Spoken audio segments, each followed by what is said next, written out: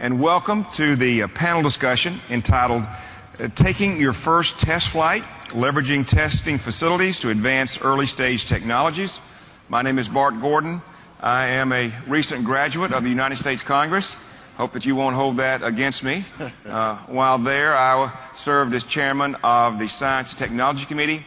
I was also, among other things, I was a senior member of the Energy and Commerce Committee, and I was the author of something called the American Competes Act, which originated the ARPA-E program. So I am particularly excited at the great job that the ARPA-E team is doing, not only with their work, but the culture that's being developed, and this summit that just grows and gets better every year. You know, I think everyone here knows that taking your technologies to real-world testing is a very important step between the laboratory and the marketplace. And so what we want to do is try to learn a little more about that today. We have some very knowledgeable panelists. Because of time constraints, I'm going to stipulate that they are all distinguished. They agreed with me that they are all distinguished, so that's good. What we'll do is we'll let them each tell a little bit about themselves and their center. Then after that, I want to have a discussion with them about the real-world use of testing facilities, how you get involved, what kind of cost, what's going to be the time frame, that sort of thing. And then hopefully we'll have some time for your questions. And again, the objective here is well, let me ask you, how many of you have had technologies in a testing facility? Raise your hand, please. No, that's good. Okay, now how many would like to have their technologies? All right, good. And I assume everybody wants to learn a little more about it, so that's what we're going to try to accomplish today. So, Tori, why don't you get started? Thanks very much. My name is Tori Amundsen. I'm the CEO of a state-owned company in Norway responsible for the Norwegian government's projects within carbon capture and storage, as well as the chairman of this test facility that we inaugurated in Norway last year, and which has been in operation now for almost a year, demonstrating at large scale carbon capture technologies, currently two different technologies. One is an amine-based technology, and the other one is a technology using ammonia.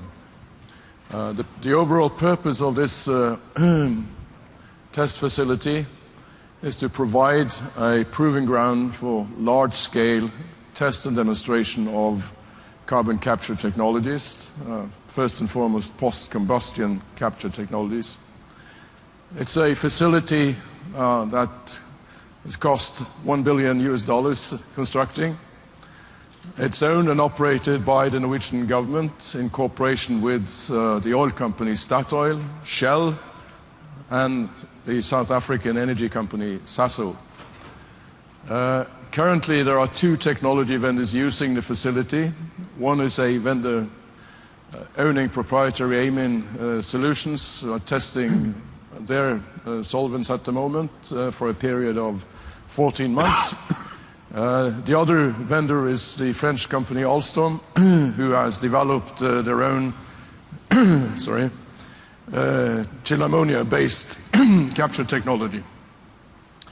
At the moment, we are looking forward to find new and perhaps more emerging technologies to be tested at the facility, and also to invest in more test setups to be able to do that. And for that purpose, it's very interesting for us to come here to ARPA's summit and talk to American technology vendors and try to entice them to come to Norway, bring their technologies to our facility to be tested there in the future. I think that's about it. Thank you, Tori.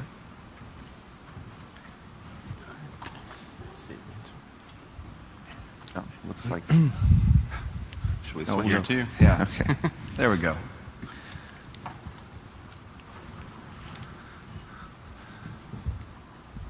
Let's see if that works. Okay, thanks. I'm Steve Selkowitz at the Lawrence Berkeley National Laboratory. Within the 4,000 employees at the laboratory that have been doing basic science there for about 75 years, there's a group of about 400 that have been working on applied science problems, and many of them work on buildings. And we've been doing this since about the mid-1970s, just after the first oil crisis. One of the key issues in getting technology into buildings is to make sure that it works. It's great to sell it, and if you're making something, you want to sell it, but it's also useful to see that it saves energy if that's its intent. And unfortunately, we often find out that it doesn't. And the problem gets worse when you switch from the components, sort of a screw-in light bulb, to a system that implies 3 or 4 or 5 things working together. Steve, excuse me, I mean, are you getting feedback back there? Yeah, well, it wasn't when I... Well, it was when you were there too. Oh, was it me too? Wasn't it? Yeah. Can our sound people help us on this? Maybe is it because of I that? think it's just Maybe doubled up with both our lavaliers and this. You could try it from back here if you want. Is it well, a problem from back here? Better? Okay. Okay. Like going behind now. So we've been actually doing this work for about 30 years. And if I have 2 slides. The first slide sort of shows the history which leads to the facility that we're building now. Through ARPA funding a few years ago, we responded to an RFP. We had $16 million. I'd love to get that billion, but $16 million to build the facilities, which are shown in the center of this slide. This is Flex Lab, the facility for low energy experiments in buildings. It's actually 7 different. But I want to give you just a minute or two on the background and the history. On the upper left, you see some test beds that test the performance of individual components, glazing systems, shading systems. On the lower right, you see taking the glazing into a 2-chamber facility that's located in Reno for cold winter testing. We can measure somewhat more things in that facility.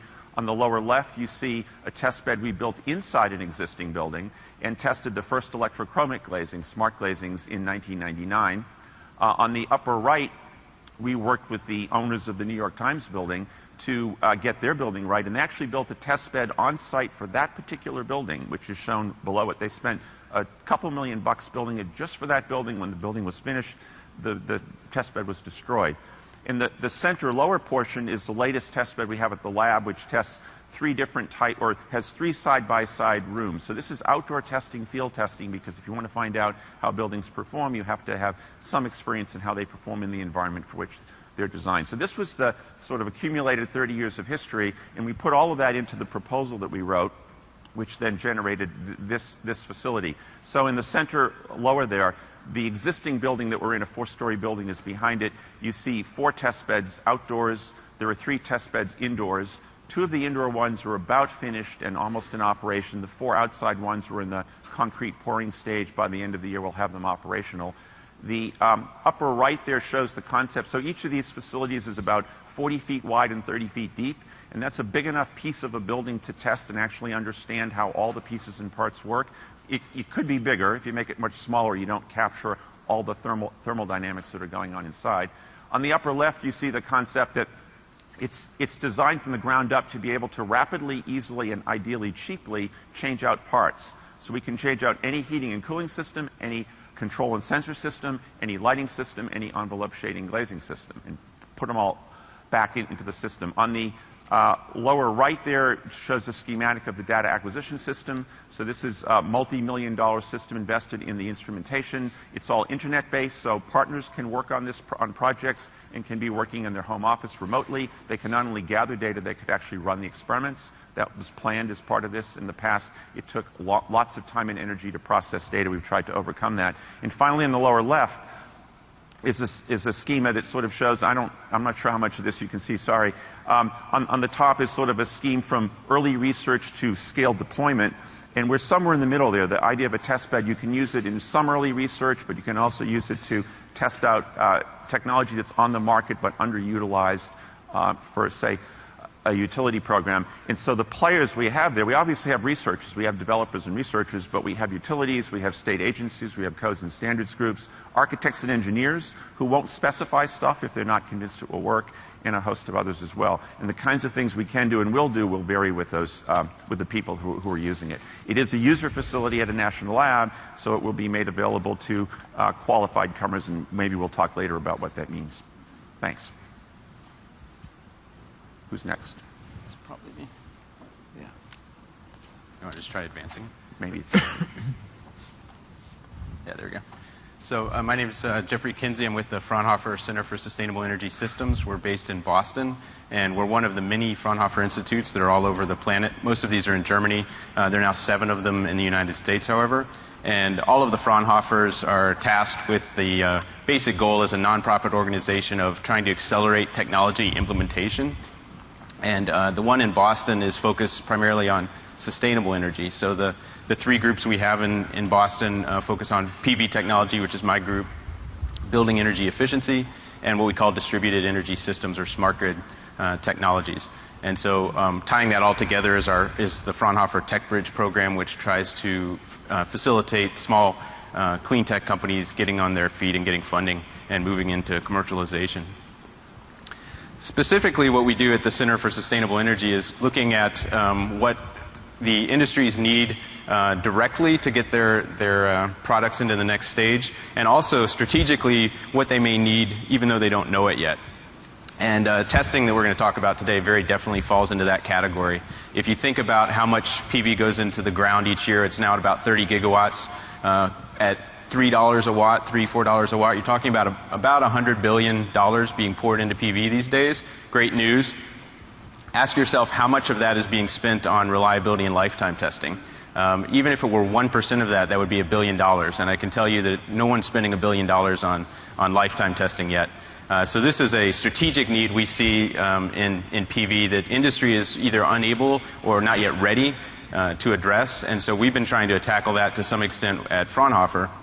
And we're doing accelerated testing as part of the durability initiative, and then also long-term outdoor testing. And again, functioning as a nonprofit, we try to bring together various groups and try to get companies to share data, make more data public, so that we can understand better the degradation mechanisms for PV. Because there's a lot at stake now. The world is finally getting interested in PV, and we don't want to lose that. If any particular company sees degradation in their panels, the public is just going to think that all of PV is suspect, and we'll lose all the ground we've gained just in the last 5 years. So we very definitely need to address lifetime. There are very few technologies in the world that are faced with the daunting lifetime challenge that PV has. PV panels are supposed to operate commercially for 25 years. How many other industrial products last 25 years without replacement? Certainly not automotive, not microelectronics, not aerospace. All of these technologies have 10 to 20-year lifespans. So we're really talking about trying to get into the game with technologies like bridges, buildings. Even parts of buildings have to be replaced in less than 25 years. So it's kind of a daunting challenge for PV, and we're addressing it as much as we can at Fraunhofer and at adjacent agencies around the world. Thank you, sir. Good afternoon. My name is Frank Lambert. I serve as the Associate Director of NETRAC. Any of you at a university, you know it's always a contest to come up with a neat name. So there'll be a quiz after. National Electric Energy Testing Research and Application Center. We didn't start out at Georgia Tech. We started out as a laboratory at Georgia Power Company back in the 70s. As we grew and as utilities changed over the years, I guess we became expensive. So we were donated to Georgia Tech in 1996 and set up as a self-supporting center. Anybody ever been donated? Okay. We serve as primarily a laboratory for transmission and distribution equipment and processes and techniques. Anything from the generator to the customer that's connected by the electric grid. So we're all about power delivery. We have a fairly extensive high voltage laboratory there on our campus south of the airport there in Atlanta. And we're able to do most of the tests on power system equipment for lightning, dielectric, for high voltage AC, DC. We have a cooperative agreement with S&C Electric Company in Chicago to do high power testing for our members. We also try to be able to stress the technologies both not only to their electrical parameters but to their mechanical parameters. Stress, strain, tensile elongation, environmental. You mentioned PV cells for 25 years. Utilities start at 40 years. And Many of the things on the utility system are nearing 80 years, so it's quite a different environment. The beauty of our center is it's a collaborative center. It's supported by industrial partners. For this current year, we have 37 utilities and manufacturers that are members of our center that provide funding, both collaborative projects as well as proprietary. The photo there in the bottom is a smart wire grid test. You may have seen the video this morning for smart wire grid. They're one of the NETRAC members. We've been working with them since the beginning. They actually saw the technology at one of our meetings and decided to pick it up, do the licensing, and take it to commercialization. So it's great to work with manufacturers and utilities working together to develop products to improve the space, and that's our role.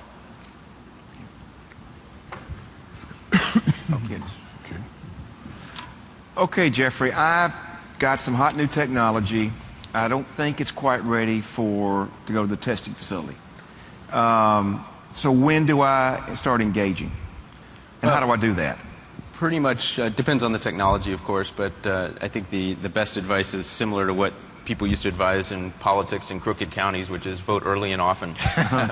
So likewise with testing, you want to engage pretty early if you can and try to see if there are any major showstoppers. We have technologies, for example, in organic PV, where a lot of the materials that are really successful in organic PV have trouble standing up to UV radiation. That is, they're sun operating devices that can't stand to operate very long in the sun. So problems like that need to be addressed pretty early to figure out where the limitations are. And how long will you put up with me? I mean, how many times will you say, well, you didn't quite get it, let's do this or that? I mean, how long will you work with me? Well, we're a nonprofit, so we try to engage any industry we think has promise. There are also commercial for-profit test facilities that will do this as long as you're willing to pay them. So you have options there, but we certainly will be happy to do some quick and dirty tests to figure out if there are major showstoppers in a technology. It doesn't really take very much money or time to do, and so what's not very much money? Again, would depend on the test, but some really quick tests you can do are like thermal cycling tests, depending on how you think the thing's going to fail. If it's got wires attached to it, if you thermal cycle it, those wires will tend to separate from the cell that they're attached to. And so you can find that out in 1 or 2 weeks of thermal cycling for a few $1,000s. And Steve, what do I have to be concerned about some graduate students from Berkeley coming over and taking my ideas? What's the level of integrity? That's not a good say. I'm sure there's a high level of integrity, but how do you ensure that integrity?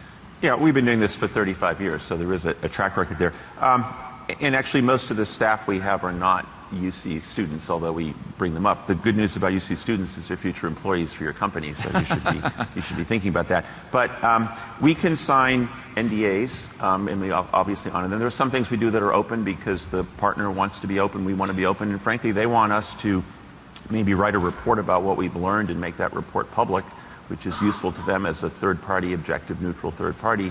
If we say something about the performance of their product that may be similar to what they've published internally, it has a lot more credibility coming from us than someone else. So we're very careful about that. The bigger issue for us is sometimes we'll be working in an area, say, lighting or LEDs, where we're talking to 3 or 4 or 5 different players who are out there all inventing or developing or selling their own stuff. And so we have firewalls between them, between projects like that. And in some cases, we've actually, we have activities going in different labs aside from the Flex lab I showed you.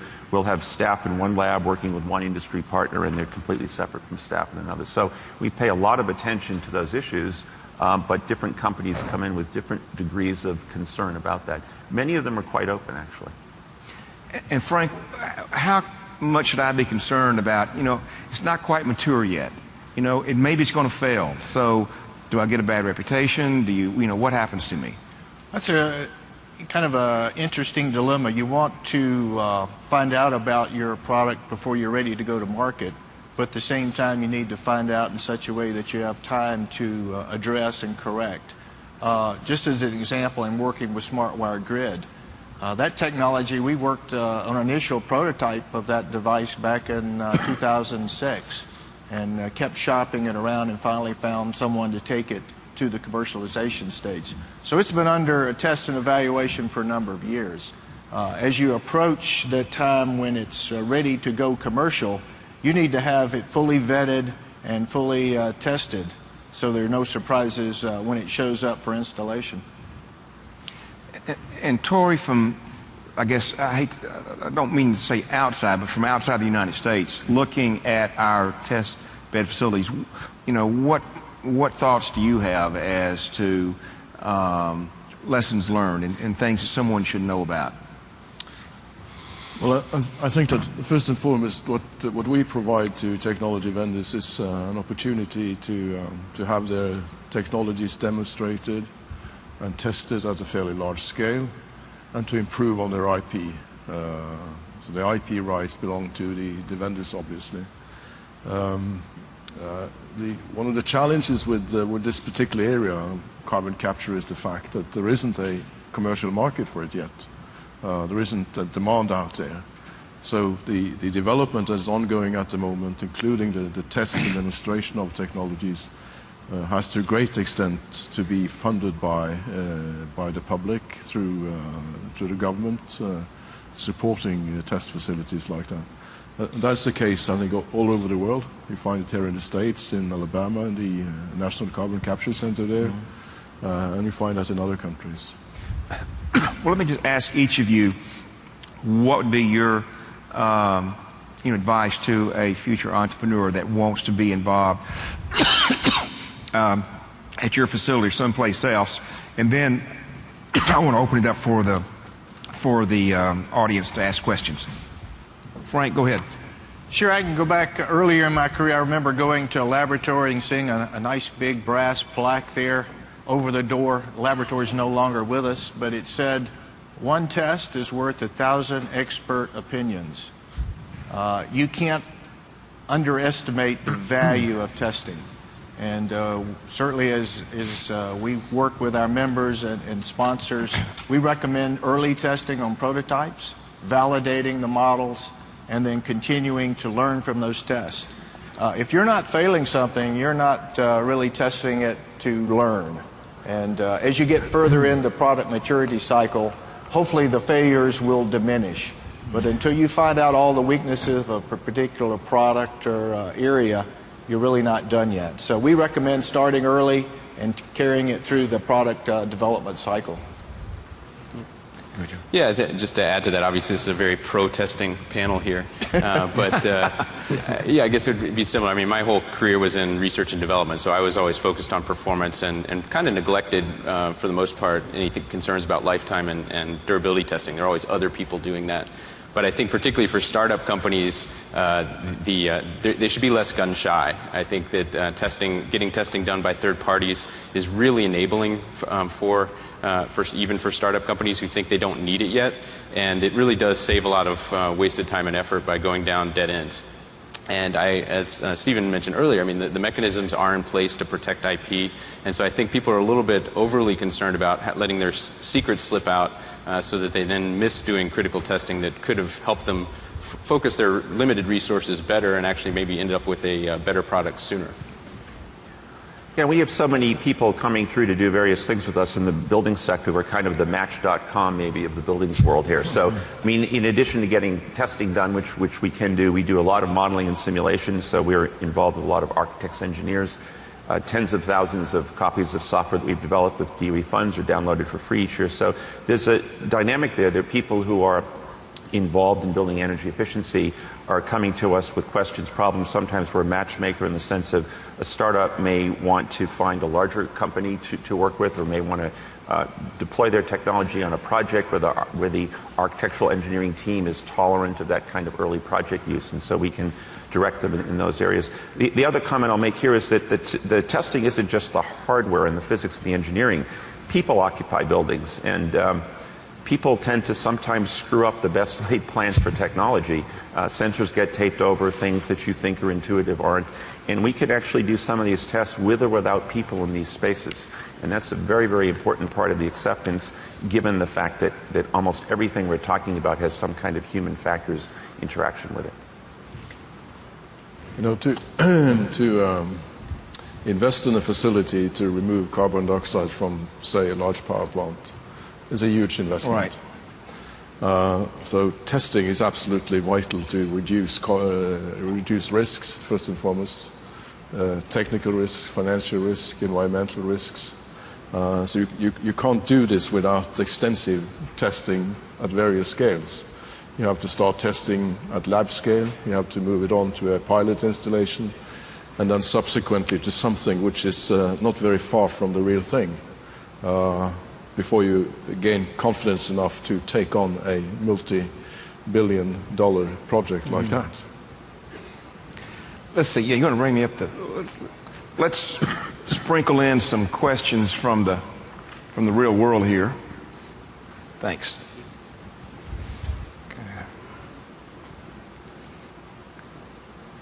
Okay. I'm told that the feedback is not audio, so you can't hear things. That's good to know.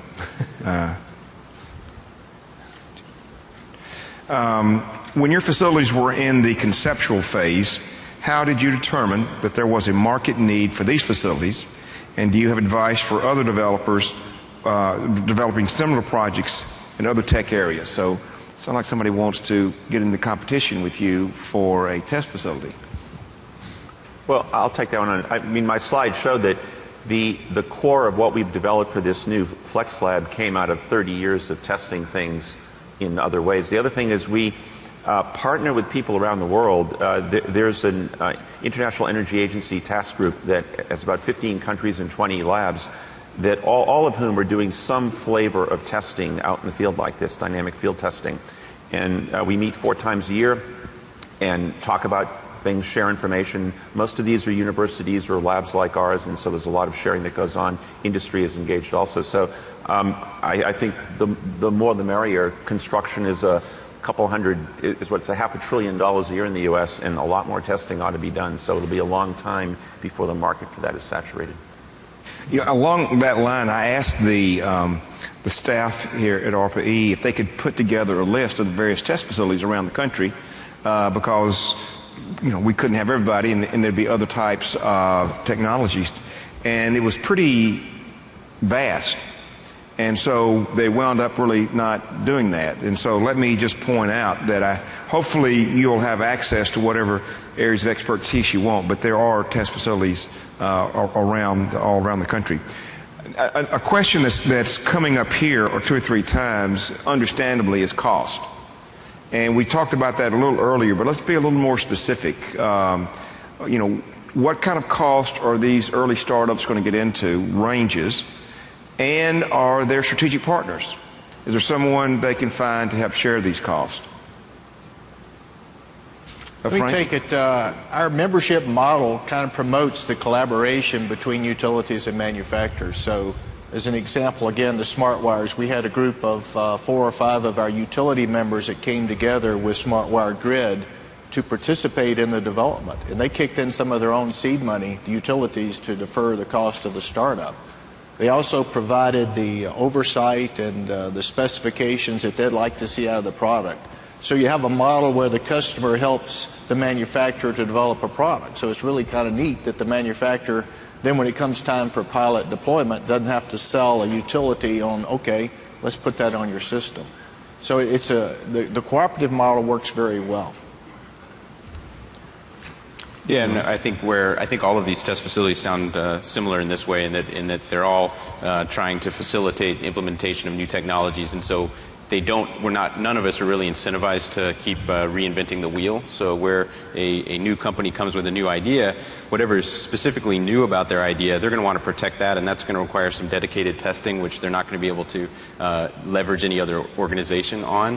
But many of the failure modes are more generic things that have probably happened many times before. Again, using the solar cell example, solder bonds are a recurring failure mode for solar modules. So a lot of times you'll have somebody with some cutting-edge solar cell, but the failure mode for them isn't their new technology, it's the solder bonds. And so when you go to one of these third-party test labs, you actually get the leverage of that heritage. And if there are multiple companies facing the same problem, they can be brought together and pool resources and bring the cost down. But are we talking $10,000 or $20,000, $50,000 or $100,000? And how long, am I going to be there with you? Okay, yeah. So for PV, a full battery of tests looking at all sorts of failure modes under different environmental conditions would be in the tens of thousands of dollars. But if you're zeroing in, again, I'll use the OPV, organic PV as an example, that common failure mode is either oxidation of the interconnects or the metal contacts, or the UV degradation of the polymers themselves. And so those kinds of tests are actually relatively expensive, more on the order of single-digit thousands. And Steve, can I come and talk with you about when am I ready, and what's the most cost-effective way to do this? What can I do in advance, to relieve some of my costs? Yeah, in fact, one of the things you can do, one program we have is we have a visiting researcher program. And a lot of the cost of doing these is what's the work in the lab, it's the analytics afterwards. And if you're willing to come and be a guest scientist at the lab for 3 months or 6 months, especially in the winter when it may be nicer in Berkeley than it is elsewhere, then that's a way to reduce the cost. The other thing with building testing is there are times when you want to test something like indoors in lighting, and in a few weeks you can get it done. And all you want is just to show that it works. So that's short and low cost. If you want to test, say, heating and cooling systems, you may want winter and summer, so you may be talking 6 to 9 months. If you're trying to do tests that will convince code officials, and this is an issue that hasn't come up here, code officials to accept the technology because it maybe violates a prescriptive code, then you want really rigorous testing, carefully documented, maybe papers in a journal written out of it, and that implies a cost as well. So it's really quite scalable. And how long is the line? How long do I have to wait to get in? Anybody? All depends on workload. Like I say, we work primarily for our members first, and then the general community second. Okay, so I'm not a member. So what kind of wait time do I have?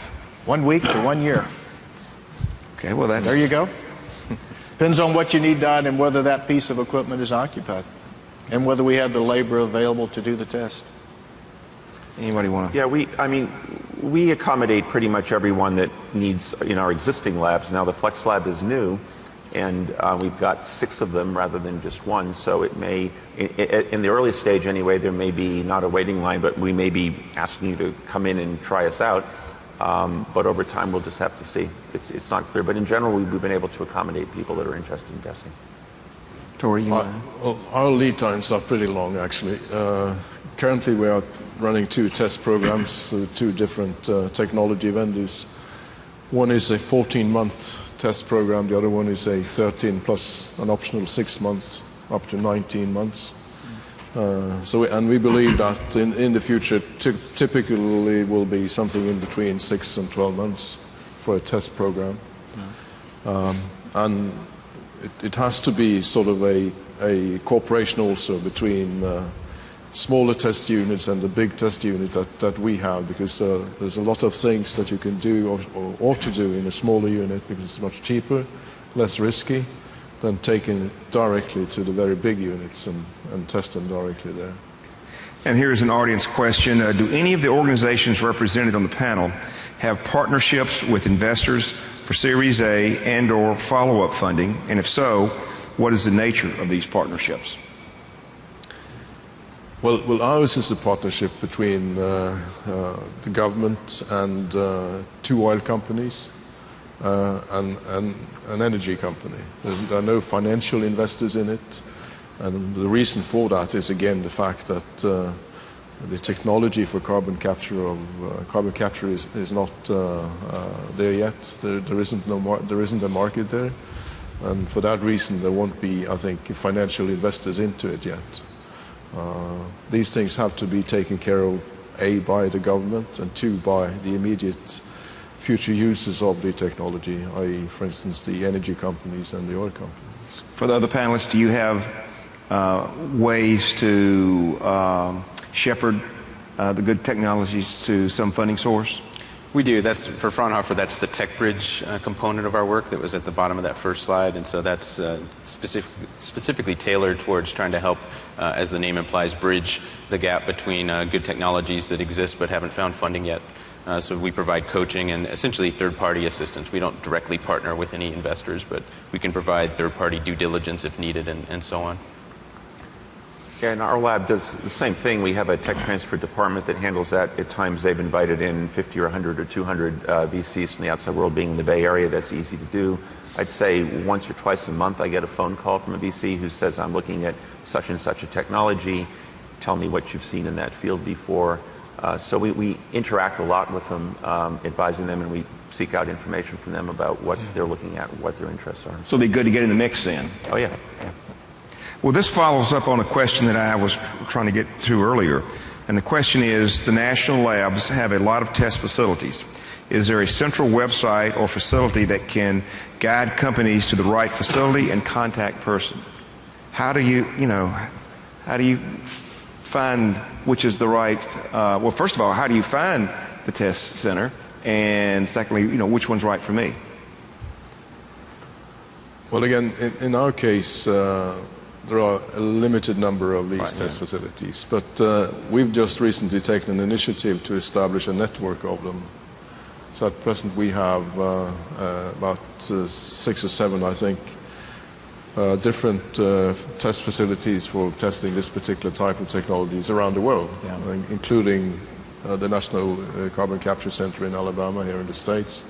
There is a test facility in Scotland, there is one in Italy, there is one in Japan, there is ours in Norway. And we try to establish a networking sort of cooperation and also make the network known to the technology vendors through the internet.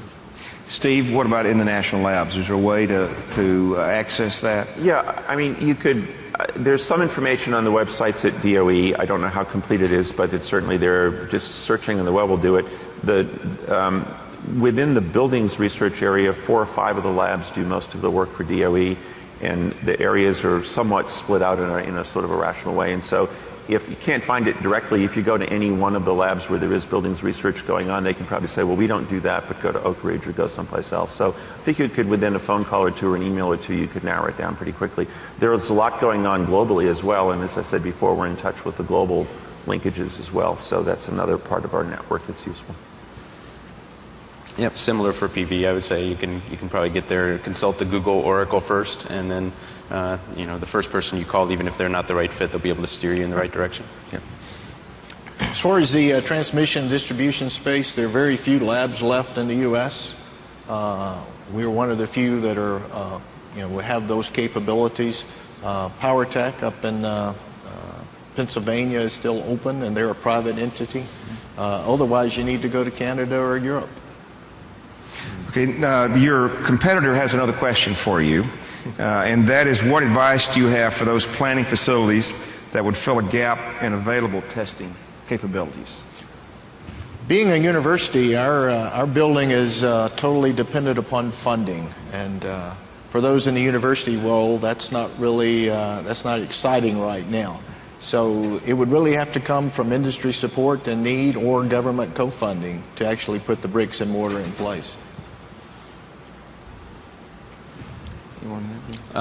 Well, yeah, so again, Fraunhofer is a nonprofit. We're trying to be fairly, function is essentially as a utility player. So we choose to work on things that we see that either is poorly or completely not yet addressed. So we don't really compete where there's a existing for-profit test facility, for example. We're happy to let them do the testing. We just want to see more testing all around. Yeah, we actually maintain it. People come to us and they want a UL-type testing. We don't do anything that competes with capabilities in the private sector, so we'll send them off. We actually maintain a list in some areas of places where you can get thermal properties of materials tested. So there's a pretty clear demarcation, I think, between routine testing to validate a standard property and more innovative testing where you're doing something for the first time where test methods don't exist. That's the space we actually work in. We develop test methods in areas where they don't exist, and we use the testing to help refine and develop those methods. Having worked with a lot of folks bringing their projects to you, are you seeing common errors? Are you seeing mistakes that happen over and over that you could give as lessons learned and try to avoid? Yeah, I think in PV there are pretty common failure modes that affect the preponderance of modules out there. And so it's not always a mistake, and it's not always something that the particular manufacturer doesn't understand. There are known failure modes. We live in a world that's just crushingly determined by price and cost. And so under that pressure, some companies are starting to crumble and cut corners. But yes, to some extent, the failure modes that pop up are the same ones over and over again. Yeah. Frank, how about any Yeah, comments? typically from the products that we end up evaluation is they go through a cost engineering run and they don't really understand what they have done in the cost engineering function. They can violate some of the constraints and end up with poor results. And how much mentoring do you do once this testing is over with? Helping them to, again, we talked a little bit about strategic partners, but just what do you do with this? How do you market it? Those test results, or is it our job is just to do the test? Good luck, and here's your seal of approval. Usually in our case, people are coming in to do testing with a broader goal in mind, and it may be to go from a controlled test at the lab to a demonstration in the building. And so we keep in touch with the people who are doing new buildings and want to try innovative stuff. That boundary, it's really all about risk, right? If you're doing it in the test lab at our place, you can afford to fail softly and learn something from it and move on. If you're doing it in a 50-story building, you don't really want to have that experience. So we will connect people with architects and engineers who might be willing to apply this stuff. We'll also work with the technology developer and, say, the architect engineering team to help them be confident that the testing that was done at the lab is applicable to the building that they're actually doing. And that's messy because sometimes things work really well in one context and won't in another. So that's another part of the business. And here's an interesting question. Is it possible to test the same technology at different scales at the same test bed? And is that considered valuable? Well, in our case, yes, in the sense that the facility comprises of fairly robust infrastructure. The infrastructure can sustain test beds at various sizes. At the moment, we have fairly large test units, but we are now looking into establishing smaller test beds so that we can actually scale up tests, starting with a small scale and then bring it up to a larger scale at a later stage. So yes, that's very much, I think, in our case at least, a benefit. So scale is an issue for us because if you're a startup and you have a 1-inch sample of the world's best smart glass, we can't test it in the Flex Lab facility I just showed you. We have an optics lab that can test a 1-inch sample and give you the properties. We have a hot box that can test it at the 1 meter level. And then if you can make it at 1 meter, we can put 10 of those in one of those big test cells and test a room size unit and all the other stuff. So the scaling is an issue, but we can do certain types of testing at different scales. But if you want to do full-scale building testing, then you need prototypes or products that are applicable at that scale. So in PV, I guess we're a little bit lucky in that almost everything being built today is still designed so that a human can pick it up and carry it. So if it fits into a test chamber, we can test it. Incidentally, my background is CPV, so I do think that's going to change. I think as particularly obviously for utility scale installations, we're going to get mechanized, we're going to get bigger, so it's going to get harder to test big modules and chambers. But right now, yeah, we can test everything, modules and inverters. Most of the things we end up are full-scale models or the end product. So we don't end up in the early-scale model like a manufacturer might do on their own site. Let me ask any other questions from the, we either have either a well-informed audience or a bored audience. So any other questions that you would like for this distinguished panel while we've got them all captured here? Okay, well, you can do it. You can do it the old-fashioned way. Go right ahead. All right. Well, I tried to type a minute of the long. My name's David Garrow. I'm with the Food Center for Evaluation of Clean Energy Technology, which is led by Intertech, which is a global product testing and certification company. But what we're doing, we've received funds from ICERA in New York State to focus on providing sort of that bridge gap. Obviously, companies with disruptive technologies are in a situation where their product might not fit existing standards that are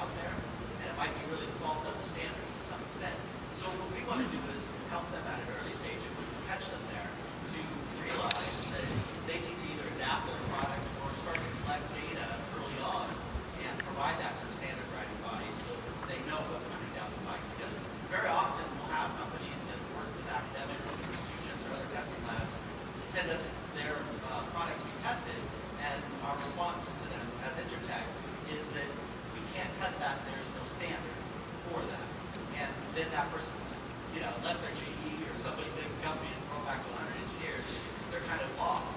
And I think that is a bit of knowledge that a lot of people aren't aware of. And the other thing we do is looking, and I'd love to talk with all of you about expanding sort of the resources, the facilities that are available by collaborating with other groups.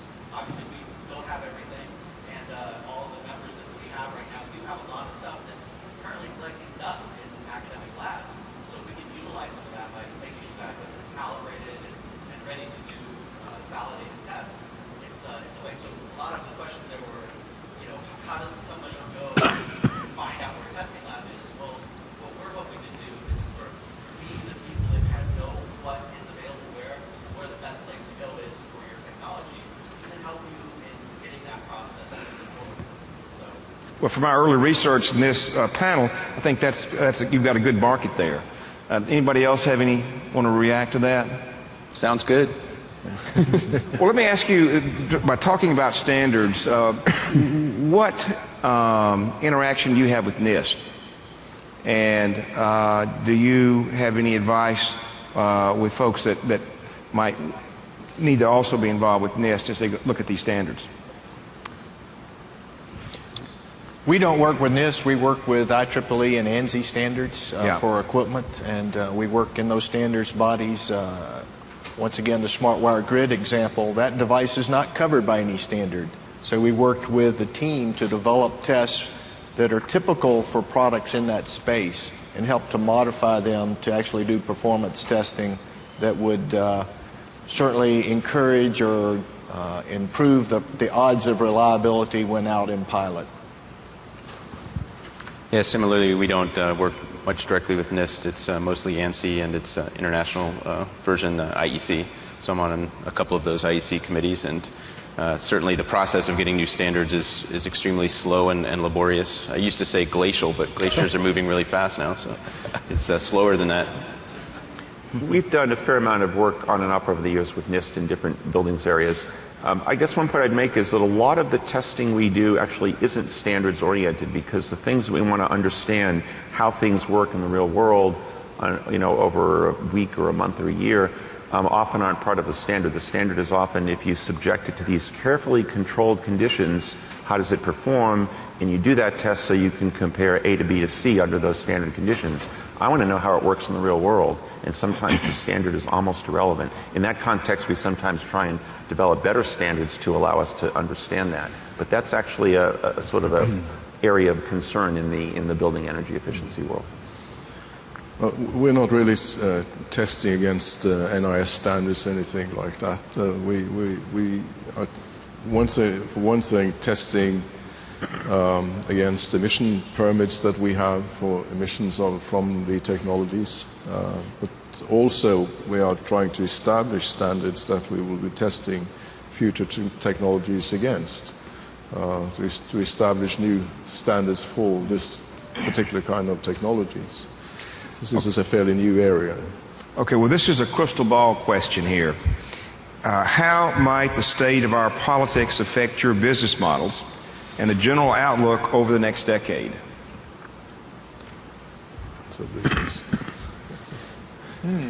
Well, I'll take a shot at that volunteers. one. I can take a shot at that one. I won't prognosticate what will happen at the federal level. I guess we'll see what happens there. But there's actually quite a bit of activity at the state and local level. The utilities nationally, a lot of them in California, the utilities invest $1 billion a year with incentive programs and rebate programs to move technology out into the marketplace. New York City has a disclosure law that every building over 50,000 square feet now has to disclose its performance. So all of a sudden people are going, whoa, I didn't know my building isn't doing as well as I thought it was. So I think the good news is there's a lot of pressure coming from a lot of different sources that will push the ball forward here in terms of energy efficiency and the whole grid, the smart grid. Remember, 72% of all the energy used in the smart grid is used in buildings. So you can't solve the smart grid problem without solving the buildings problem. So I think there's going to be a lot of opportunity and a lot of activity. Exactly where it's going to come from, exactly who's going to fund it, how it's going to play out, I don't have a clue. Yeah, I'm similarly optimistic, though. I think a number of these technologies, particularly in the building energy efficiency space, they're all already just drop dead cost effective and within a few years actually profitable. PV is close to that in large sections of the United States already, and it's already a net benefit in many patches all over the planet. So on a 10-year time frame, the prognosis is quite good. Whether it comes from the federal level or states, I think, the funding will be there. I think people are going to wake up to the potential. Again, the domestic component that T. Boone Pickens mentioned earlier, these are all strong arguments for doing this. And so it's really kind of stunning to me that we haven't done it yet, and particularly with the looming and ever-growing threat of climate change. I think the push and the pull there is eventually going to tip for all of these technologies. Well, I'll add a little bit to that. I don't think you're going to see at least during this president's administration, any significant climate cap and trade legislation of that nature. But what I think you will see is reasonably significant, because the president has a real commitment and recognizes climate change is a threat, to executive orders, through promulgating a variety of rules, through EPA. Certainly the increasing CAFE standards was an example of that. So I think you will see, legitimate rulemaking that's in place that will go forward, that will in turn incentivize new technologies and will incentivize industries to seek new technologies and hopefully help fund those. Okay, the last question here. Are any of the panelists working on energy storage applications? And I would add to that, if you're not, what advice would you have for someone that has an interest in that area? Well, interestingly, one of the technologies that approached us during the last couple of days here is a carbon capture technology that includes a way of storing energy. So that might be a way of, a feature of it in the future also, that carbon capture can be combined also with ways of storing energy. So we're doing some work on the electrical storage area, looking at storage in the context of buildings. We have a big group that does batteries for cars, but looking at buildings as well. And in buildings, thermal storage is really important. Being able to store cold or hot air, mass, water, ice, whatever, is really critically important, and the controls that drive all those systems are complicated, and those are potential projects for our Flex Lab. Well, let me just mention also that there's a document that, if you want to learn more about what it will do, it's flexlab.ldl.gov, and you can download the document and learn more about the kind of use cases that we've been talking about here. Yeah, clearly storage is one of the major areas of the future. ARPA-E is spending a lot of time and effort in that. If you're serious, again, about climate change, then you are interested in renewable energy, and if you're going to have renewable energy, you've got to have storage. So storage is a very important part of this whole component, whether it is home storage, battery storage, or grid storage at a later date. So this, I think, is a very strong area, and I'm sure there are test facilities around the country that can help someone in that. So with that, let me thank the audience for your attention and thank the panelists for their good work. I'm hoping that as a result of this, that through some of the ARPA-E announcements, and I'm sure that most of you are on their alerts, that we can find some additional guidance and ways to point you to additional test facilities and how you might find the one that best fits you. So again, thank you for being here.